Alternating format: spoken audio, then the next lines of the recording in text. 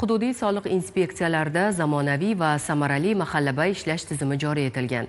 Natijada tadbirkorlar va fuqarolarga qulayliklar yaratilib, ayniqsa mahallalar kesimida budjet tushumlari barqarorligi ta'minlanmoqda. Navbatdagi lavhamiz Xorazm viloyati Hazorasp tumani soliq inspeksiyasi xodimlarining faoliyati haqida. Hazorasp tumani soliq inspeksiyasida 47 ta mahallaga 21 nafar soliq xodimlari biriktirilgan bo'lib, mahallabay tizimining tashkil qilinishi hisobiga 4 milliard 656 million so'm miqdorida qo'shimcha manbalar hisoblandi. Tizim xodimlari halol mehnat, xotirjam hayot va farovon jamiyat shiori ostida tadbirkorlarga ko'makchi bo'lib kelmoqda. Mahallaga biriktirilgan har bir inspektor turli sabablar bilan faoliyati vaqtincha to'xtab qolgan tadbirkorlik subyektlarini har tomonlama qo'llab-quvvatlab, ularning faoliyatini tiklashga yordamlashmoqda. 517 ta korxonaning faoliyati tiklanib, 27 ta bo'sh obyektlar ishga tushirilishi natijasida 46 ta yangi ish o'rinlari yaratildi.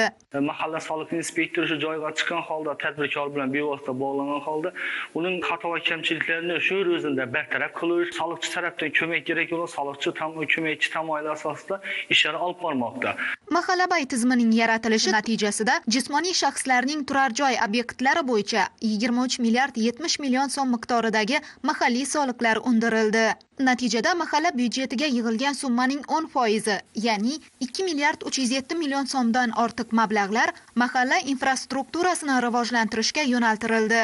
Shuningdek, Muhammon mahallasida o'z faoliyatini boshlagan To'lqin Bekjonov mahalla soliq inspektorining bergan ko'magi yordamida o'z faoliyatini yanada kengaytirib, ishchi xodimlar sonini 20 nafarga yetkazdi.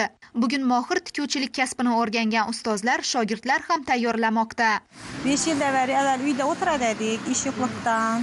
Keyin bu yerda eshitib keldik. Ishlarimiz ham yaxshi, o'zimiz ko'nglimizdagi. Yangi kelganlarga ham o'zimiz ish o'rgatamiz shu yerda. Albatta, soliq taraqqiyot va farovonlik manbai. Soliq to'lash bu shunchaki majburiyat emas, u mamlakat taraqqiyoti, xalqimiz farovonligi va farzandlarimiz kelajagi uchun zarur bo'lgan eng asosiy manbadir. Biz to'lagan har bir soliq vatanimiz ertangi kunini yanada yorqin qilish yo'lidagi hissadir.